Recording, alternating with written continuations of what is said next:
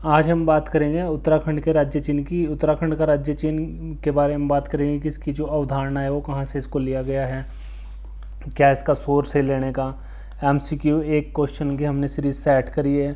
UK SSC, UK PCS के लिए बहुत इंपॉर्टेंट ये सेशन होने वाला है, और राज्य स्तर की जितनी भी परीक्षा हैं उनमें ये क्वेश्चन बहुत ही महत्वपूर्ण तरीके से पूछा जाता है। इसमें सत्य में जयते जो दिख रहा है ये कहाँ से लिया गया है इसके बारे में बात करेंगे। और ये जो इसकी लाइन है, जो हमें लाइन्स दी गई है, 4 लाइन है ये नदियों के आकार की, तो ये किस अवधारणा से लिया गया है इसके बारे में बात करेंगे। अब हम इसकी स्टार्ट जो करेंगे इसकी डेफिनेशन से स्टार्ट करेंगे।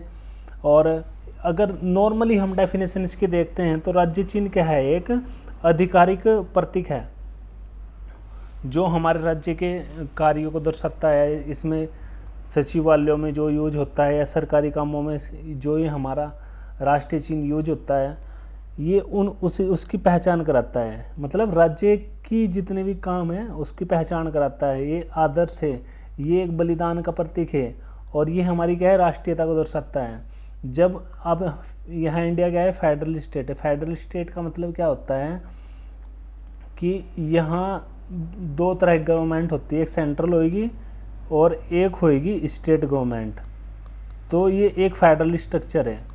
तो फेडरल स्ट्रक्चर में क्या होएगा कि ये जो हमारे अपने स्टेट के अपने राज्य चिन्ह है और राष्ट्रीय का अपना एक, भारत का एक अपना राष्ट्रीय चिन्ह है। तो हम अपने स्टेट को कैसे डिनोट करते हैं, इससे जो हमारा राज्य चिन्ह है उससे डिनोट करते हैं।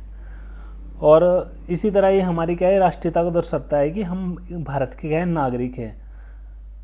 अब इसमें ये क्या है, एक सरकार द्वारा प्रशासनिक और संवैधानिक कार्यों के लिए प्रयोग किया जाता है। इतनी डेफिनेशन है और आप इसको याद कर लेना। अब हम इसकी ना कुछ कैरेक्टरिस्टिक देखें, क्या विशेषता है, क्या फीचर्स है इसके, क्या इसके की फीचर्स है, उनके बारे में बात करेंगे। की फीचर कौन कौन से हमें इसके बारे में कौन कौन से जो चीजें हैं वो दिखाएंगे, देखनी है हमें।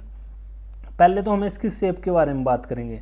ये जो शेप है इसकी, ये जो इसकी शेप दी गई है, ये किस चीज को दर्शाती है,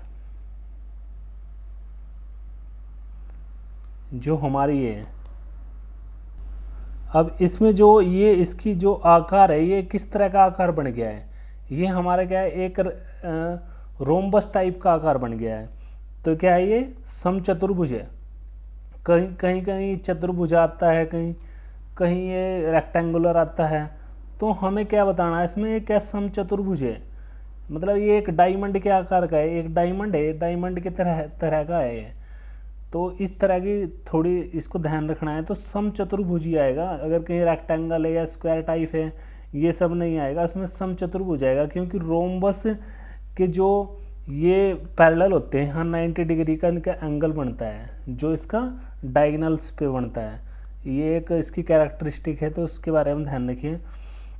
अब जो राष्ट्रीय प्रतीक है इसमें सत्य में जयते लिख रहा है, यहाँ से ये सत्य में जयते लिखा हुआ है। इसमें हम अभी आपको बता दें कि इसके बीच में एक सत्य में जयते लिखा हुआ है। तो ये सत्य में जयते किस जगह से लिया गया है, मुंडक उपनिषद से लिया गया है। और जो इसमें जो ये दिया गया हमारा जो अशोक स्तंभ है और इसके नीचे सत्य में जयते लिख रहा है, ये जो अशोक स्तंभ है अशोक के काल का लिया हुआ है, ये जो कि सारनाथ में स्थित है वहां से लिया हुआ है ये। और अब हम बात करते हैं इसके कि जो नीला रंग है इसका, या इसकी जो श्वेत रंग है, तो जो श्वेत रंग है और जो नीला रंग है किस चीज को डिनोट करता है, लाल रंग किस चीज को डिनोट करता है, जो इसका लाल रंग है। अब इसकी ये विशेषताओं में तो आ गया कि भाई इसका क्या है, नीला भी रंग है, नीले रंग से बना हुआ है, सफेद रंग से बना है, लाल रंग से बना है। तो इसमें 3 रंगों का यूज किया है। गाढ़े नीले रंग की भी सीमा है इसमें। तो ये क्या है, ये गाढ़े रंग की एक क्या है, इसकी बाउंड्री हो रखी है। इस चीज को बहुत ही इम्पोर्टेंट वे से इसको मार्क करना है, क्योंकि ये एग्जाम में आता है। जैसे सत्य में जयते कहाँ से लिया गया है, तो ये जो अवधारणा है, जो क्वेश्चन बनाने सेट करने वाले की अवधारणा है, वो यहीं से क्वेश्चन उठाता है कि इसको हमारे जो राज्य चीन है उसके बारे में कुछ पता है कि नहीं पता है। तो ये क्या हो गया, एक राज्य का हमारा चीन हो गया। अब इसमें हम बारी बारी से देखेंगे नीले रंग ही क्यों दिया है, इसमें वाइट सफेद रंग क्यों दिया है और लाल रंग क्यों दिया गया है। अब हम सबसे पहले इसकी बात करते हैं कि इसकी जो हमें आकार देखा था, इसका जो ये रोम्बस टाइप का इसका आकार है, ये आकार तो जो बना है बन गया, ये तो हमने चतुर्भुज के बारे में बात कर ली है।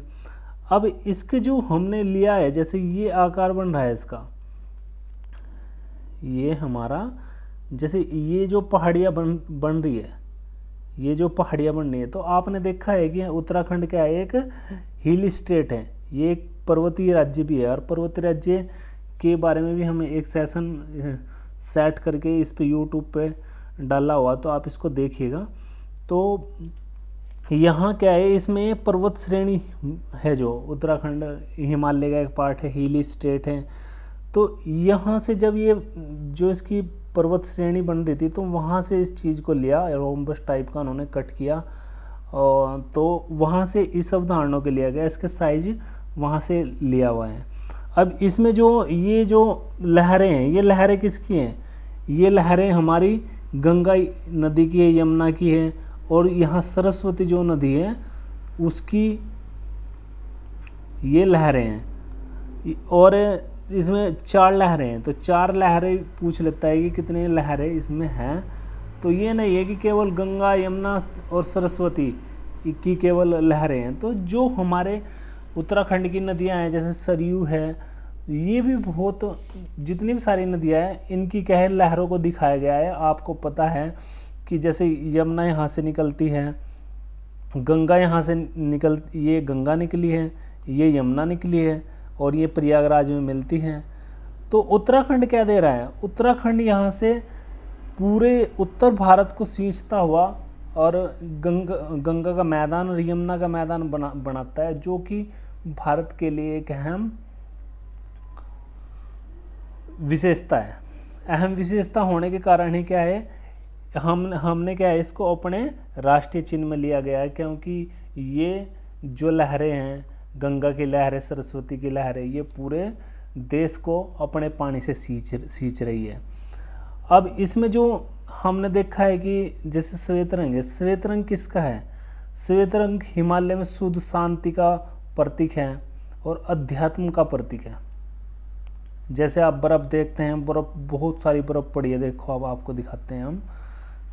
ये जो बर्फ है, ये जो इतनी सारी बर्फ है, ये क्या है, श्वेत श्वेत बर्फ है जो हिमालय पे लिपटी हुई है। तो ये क्या, किस चीज को प्रदर्शित करता है, ये हमारा जो श्वेत रंग है, ये हमारी आध्यात्मिकता को, शांति को और सात्विकता को। सात्विकता क्या होती है कि जो किसी भी रंग में नारंगी हुई, एक तरह से क्या है, ये सात्विकता मतलब जैसे हम किसी भी चीज से रंगों में ना मिल के रहे हो, वो मतलब एक प्योर हो, प्योर जो चीज होती है उसको आप एक तरह से सात्विक मान सकते हैं।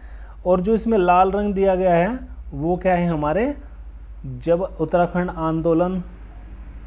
उत्तराखंड के लिए आंदोलन हो रहा था, तो उसके साथ साथ ही क्या है, यहाँ बहुत सारे आंदोलनकारियों को मारा गया, जैसे हमारा रामपुर तिराहा कांड हुआ, और बहुत सारे ऐसे कांड हुए हैं उत्तराखंड की हिस्ट्री में। ये हम सब पॉलिटिकल साइंस, जब उत्तराखंड का राजनीतिक इतिहास पढ़ेंगे तो उसमें देखेंगे, राज्य आंदोलन पढ़ेंगे तो उसमें देखेंगे कि कितने सारे वीर बलि राज्य के जो आंदोलनरत थे, लोगों ने अपने जान दी है, अपने खून की कुर्बानियां दी थे, उनके खून को इसके जो हमारा चीन है इसके माथे पर लगाया है। ये भी एक तरह से इसके जो हमारे चीन के माथे पे जो लगा हुआ हमारे जो राज्य के आंदोलनकारी थे, उनका खून से इसका टिक्का किया हुआ है एक तरह से। तो ये इस तरह की सोच लेके हमने इस अपने प्रतीक को बनाया, उत्तराखंड के राज्य चिन्ह को बनाया है। अब इसमें ये एक चीज और देख सकते हैं कि इस राज्य चिन्ह को कब लिया गया है। उत्तराखंड जब बना 9 नवंबर 2000 को, तो उसी समय इसको एज अ राष्ट्रीय हम राज्य चिन्ह के रूप में हमने, उत्तराखंड का राज्य चिन्ह के रूप में हमने इसे ले लिया। 9 नवंबर 2000 को इसको ले लिया। और आपको एक चीज़ और बता दो, जैसे हम ये क्या है, यहाँ से उत्तर प्रदेश है, ये उत्तर प्रदेश राज्य है। तो पहले ये पार्ट पूरा था, यहाँ से पूरा पार्ट था जो उत्तर प्रदेश के अंतर्गत आता था, लेकिन ये केवल पार्ट को 9 नवंबर 2000 को क्या है अलग कर दिया गया। और उत्तराखंड कौन सा राज्य बना, एक 27वां राज्य के रूप में उभर का सामने आया था, और जो कि उत्तर प्रदेश से कटा था। और ये क्या है, उत्तर प्रदेश का नॉर्थन पार्ट है, उत्तर की साइड है। आपने देखा है ये क्या है, नॉर्थ है, ये ईस्ट है, ये वेस्ट है, और ये साउथ है। तो इस तरह क्या हमने क्या देखा कि ये हमारे जो राज्य चिन्ह के लोगों की भावना और शहीदों के बलिदान और हिमालय की संस्कृति की विरासत को यह हमारा जो राज्य चिन्ह है वो समर्पित है। अब हम देखते हैं कि जैसे अब इसमें बीच में जो हमारे उत्तराखंड का राज्य चिन्ह है, इसमें हमने ये हमारा जो राष्ट्रीय प्रतीक है इसको लगाया है। जो हमारा अशोक स्तंभ है इसको हमने इसके अंतर्गत लगाया है। तो इसको लगाने का एक कारण ये है कि देखो, जो हमारे देश के राष्ट्रीय जो चिन्ह है उसकी भावनाओं को और इसे राष्ट्रीयता से जोड़ने के साथ साथ हमने इसे अपने राज्य चिन्ह में लिया है, कि जिससे कि हमारा ये क्या राष्ट्रीय चिन्ह और खूबसूरत लगने लगे। क्योंकि ये क्या है, जो हमारा सत्ते में जेते ये किसका पार्ट है, ये हमारे राष्ट्रीय चिन्ह का पार्ट है। ये हमारा क्या है, एक राष्ट्रीय चिन्ह है, और हमने इसको क्या है अपने स्टेट एम्बलम में लिया है। तो इसकी क्या है खूबसूरती और बढ़ जाती है, किससे, जो हमारा ये राष्ट्रीय प्रतीक है। अब राष्ट्रीय प्रतीक की भी हमें कुछ विशेषता देखनी पड़ेगी कि उसकी क्या क्या विशेषता है। तो अभी हम देखते हैं कि ये भारत का क्या है, राष्ट्रीय प्रतीक है ये।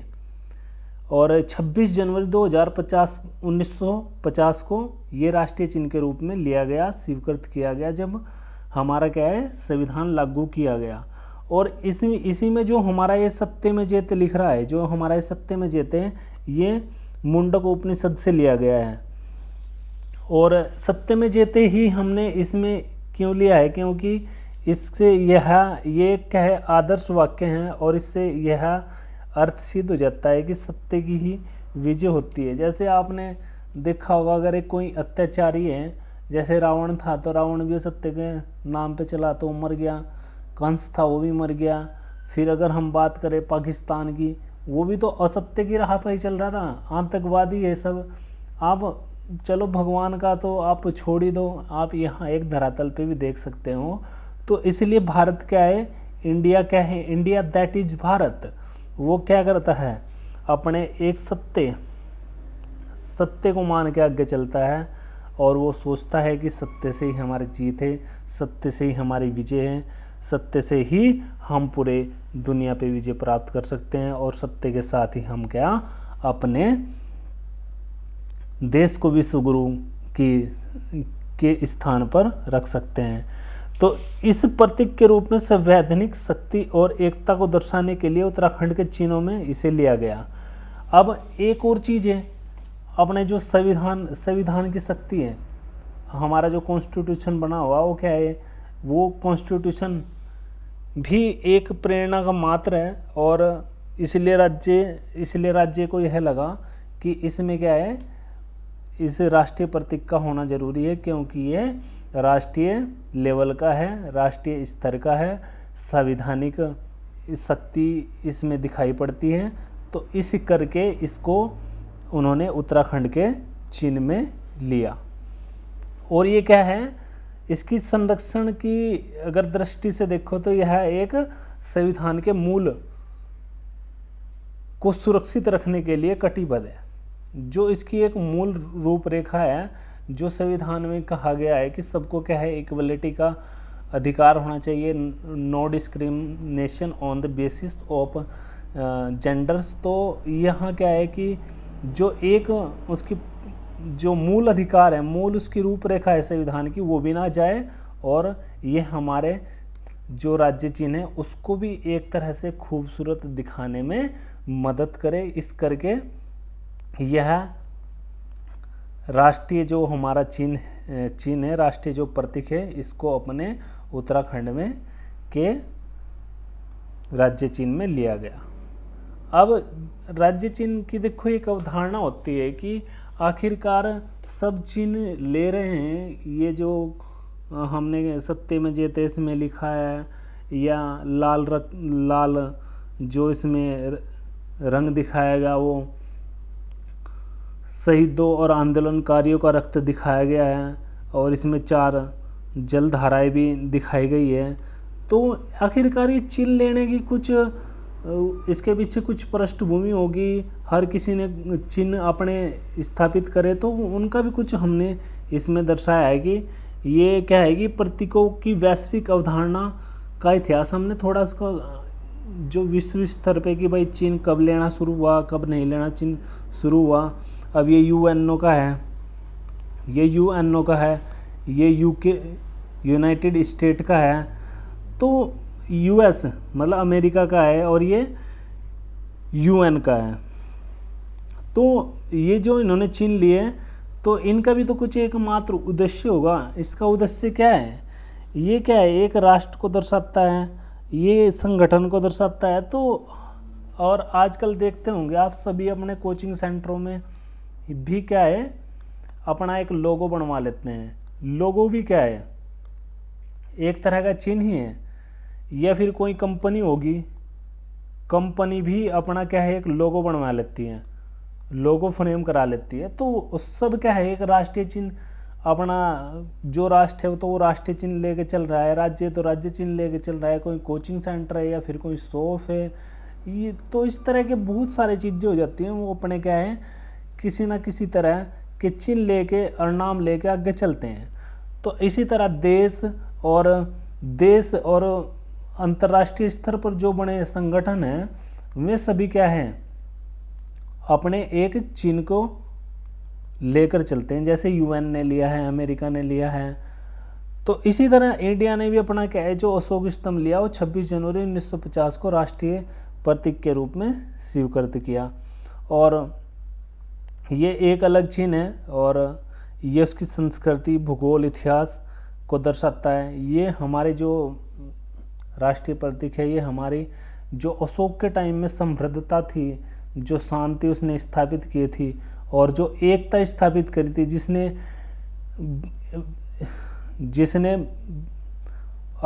अफगानिस्तान से लेकर और श्रीलंका तक, और बहुत सारे जो हमारे देश विदेश को उसने क्या है, बौद्ध धर्म से जोड़ा था और एकता के सूत्र में जोड़ा था। इसलिए हम उसके इस अशोक स्तंभ को एक धर्म चक्र के रूप में भी स्थापित कर और मानते हैं। इसलिए हमने इसमें चक्र भी दिया गया है, और कुछ इसमें हमने देखा है कि हाथी और घोड़े के चित्र हैं, इनके बारे में हम बात करेंगे। तो हमने इसमें देख लिया कि हम ये क्या है कि हमारे क्या है, एक शहीदों की लाल रंग जो इसमें दिया गया है, शहीदों की लाल पट्टी को सम्मान देती है, और यह राज्य निर्माण हेतु आंदोलन में जो लोग शहीद हुए उनकी स्मृति को भी दर्शाती है। तो ये शहीदों के संबंध में था यहाँ हमने जो दिया है। और हमने इसके बारे में भी आपको बताया था कि ये वाइट रंग है, जो वाइट रंग किसको सिंपलाइज करता है, और हमारा जो लाल रंग है वो किसको सिंपलाइज करते हैं। अब इसमें हमने देखेंगे जो हमने चिन्ह लिया है, जो राष्ट्रीय हमारा चिन्ह है, उसकी भी अपनी एक विशेषता है। उसकी विशेषता को भी देखते हुए हम चलेंगे। अब ये जो हमने लिया है, ये हमने अशोक स्तंभ से लिया गया है, और ये अशोक स्तंभ कहाँ है, सारनाथ में है, और ये क्या है, वाराणसी के सारनाथ में और उत्तर प्रदेश में पड़ता है। तो एक चीज ये भी होगी कि उत्तराखंड का ये जो चिन्ह है, ये हमारा पहले गया था, उत्तराखंड एक यूके किसका स्टेट पार्ट था, जो यूके राज्य हमारा ये यूपी का था।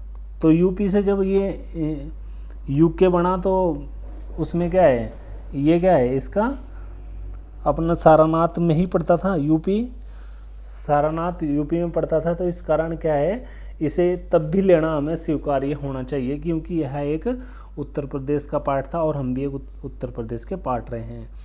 तो आगे इसमें दिखाई देते हैं कि इसमें 4 शहर है, ये 1 2 3 और इसके एक बैकवर्ड है। तो इसमें क्या है, 4 शहर दिया गया है, आगे दाएं बाएं और एक पीछे दिया गया है, जिसमें 3 ही दिखाई देते हैं, केवल आगे वाला दिखाई देता है और लेफ्ट और राइट वाला दिखाई पड़ता है। अब नीचे एक गोलाकार आधार जिसमें हाथी बैल घोड़ा सिंह।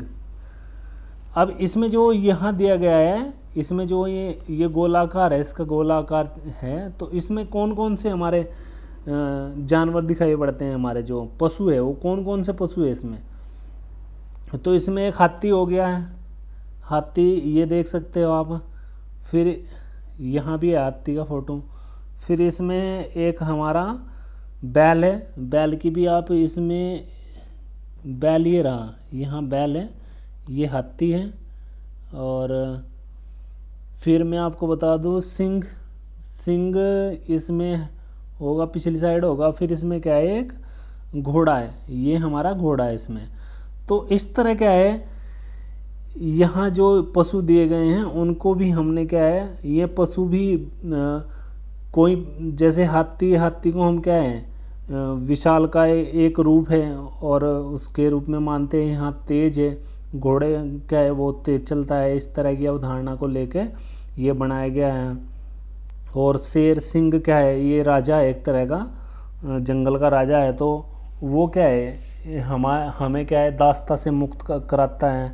इस तरह की एक अवधारणा को लेके ये राष्ट्रीय प्रतीक को सजाया गया है और बनाया गया है। और इसमें जो लिखा हुआ है नीचे सत्ते में जेते जो लिखा आता है, ये मुंडकोपनिषद से लिया गया है। और ये कौन सी भाषा में लिखा गया है, देवनागरी लिपि में लिखा गया है, देवनागरी। कोई कभी कभी लिपि आ जाए तो लिपि क्या है इसकी, देवनागरी लिपि है। तो ये भी बहुत ही ध्यान रखने वाली बात है। तो अब आगे हम इसमें देख लेते हैं, इसको क्या है, भारत सरकार द्वारा 26 जनवरी 1950 को लिया गया। अब राष्ट्रीय चिन्ह का जो इतिहास है, हमने बताया आपको कि ये क्या है, वाराणसी के सारनाथ से लिया गया है, जो कि यूपी का पार्ट है, मतलब उत्तर प्रदेश का पार्ट है। और ये जो हमारा चिन्ह है, राष्ट्रीय चिन्ह है, ये इस तरह का दिखाई पड़ता है, जिसके बारे में हमने अभी बात करी है।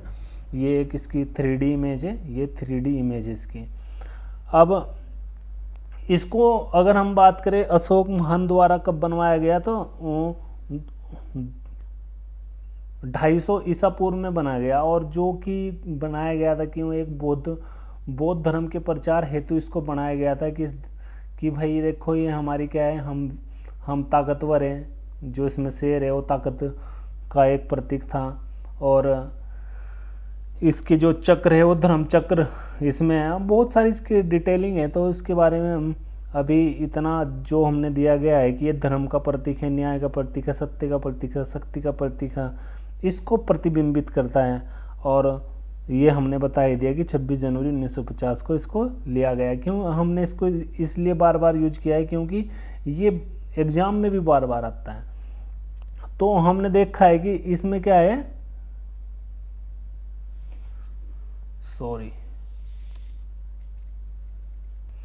अब हम इसमें देखते हैं कि जैसे हमने इसमें जाना है कि जो चिन्ह है, चिन्ह की जो क्रोनोलॉजी है उसका कहाँ कहाँ से एम्बलम बना है, किसने सबसे पहले लिया। तो हम देखते हैं कि मिस्र जो देश था उसने 3000 ईसा पूर्व अपना एक चिन्ह बनाया था, जो फाल्कन होप्स स्कैब ये कुछ कह रहता था, ये जीवन पुनर्जन्म या दैवित्य प्रतीक कुछ इन्होंने इस तरह का बनाया था, इस चीज़ को ध्यान रखना है। और फिर सुमेरियनों ने बनाया 2500 ईसा पूर्व में, उन्होंने भी एक देवताओं को प्रतीक मान के से स्थापित किया। फिर एंटालोया ने लगभग 1600 ईसा पूर्व या 1178 ईसा पूर्व में इसको बनाया गया। सूर्य को गोल बनाकर और शेर को इसमें यूज किया, जिसमें कि ये क्या है, एक साम्राज्य शक्ति का प्रतीक दिखाया गया। फिर 800 और या 146 ईसा पूर्व में ओलंपियन देवता, ग्रीक में ओलंपियन देवता के नाम पे इसको बनाया गया, जो देवता और नगर राज्य की पहचान का एक प्रतीक था। फिर रोम 2700 ईसा पूर्व या 476 ईसा के लगभग बनाया गया।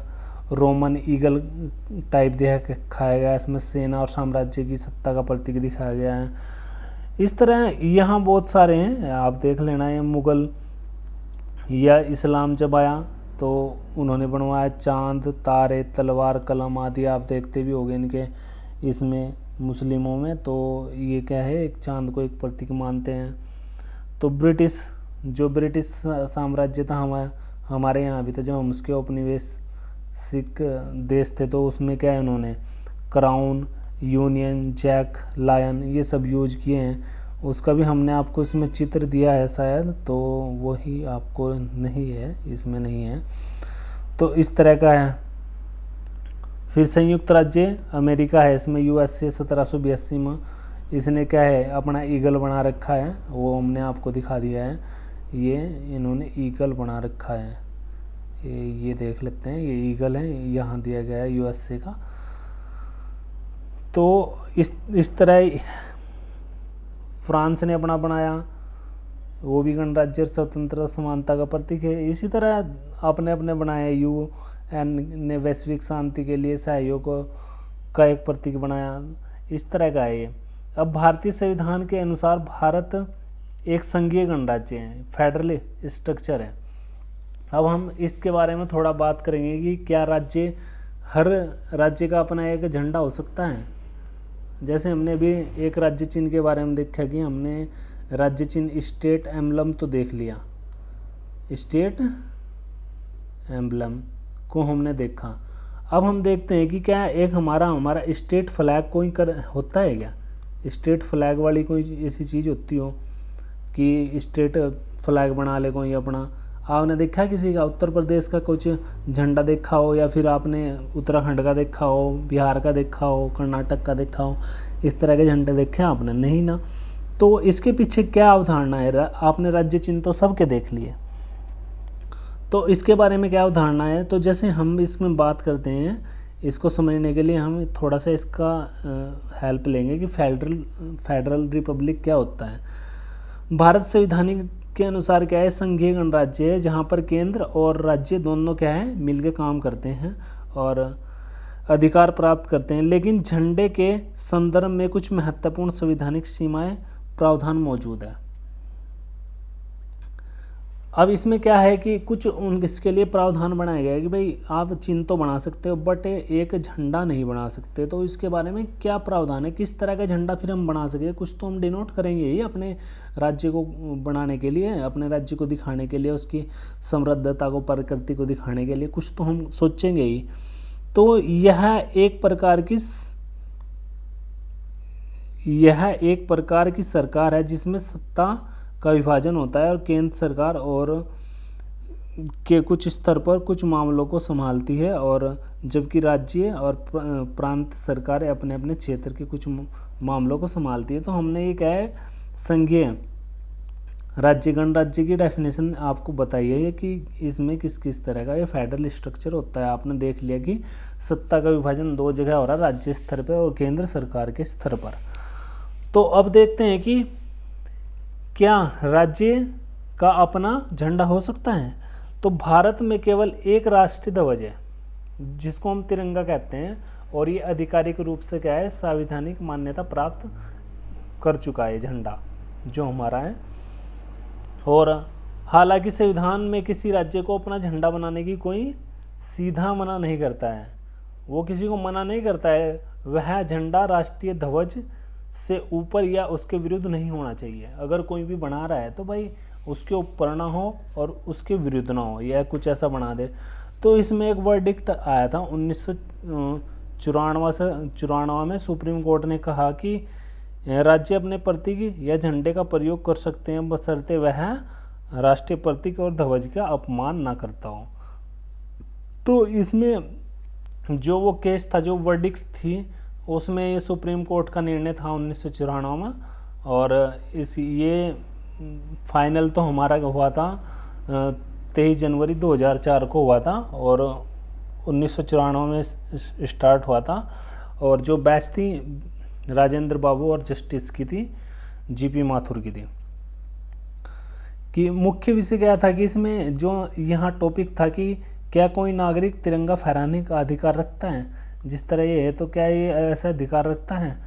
तो उसके जो प्रावधान दिए थे, यह उसका निष्कर्ष यह निकला था कि राज्य अपना क्या है प्रतीक या झंडे के रूप में बना सकता है, लेकिन वह राष्ट्रीय ध्वज के विरुद्ध नहीं हो सकता। उत्तराखंड जैसे राज्यों में चीन एम्बलम अपनाया गया है, लेकिन कोई अलग झंडा नहीं है। अगर हम उत्तराखंड की बात करें तो इस तरह का हमारा झंडा है उत्तराखंड का, जो कि किसके तहत है, ये एक हमारा एक्ट भी आया था, एक्ट है ये जो हमारा लॉ बना हुआ है, इसमें ये संविधान prevention of insult to the national honour and act, इसमें क्या बताया गया 1973 के इसमें जो बताया गया कि आप जो हमारा मेन ये झंडा है इसका कोई अपमान नहीं कर सकते हो और इसका कोई अपमान नहीं सही जाएगा। इसी करके क्या है राज्य अपने चिन्ह शांति रूप से बना सकते हैं और उनको प्रदर्शित कर सकते हैं, जिससे कि देश की गरिमा भी बनी रहे और राज्य का मान भी भंग ना हो। धन्यवाद। और इसको लाइक भी करें, शेयर भी करें, और आगे आने वाली वीडियो को भी आप देखते रहिए, हमारी आपसे रिक्वेस्ट है। और इसको सब्सक्राइब करें अगर आपको अच्छा चैनल लगा, कि आगे भी आपको हेल्प मिलेगी और अच्छी वीडियो हम बनाने की पूर्ण कोशिश में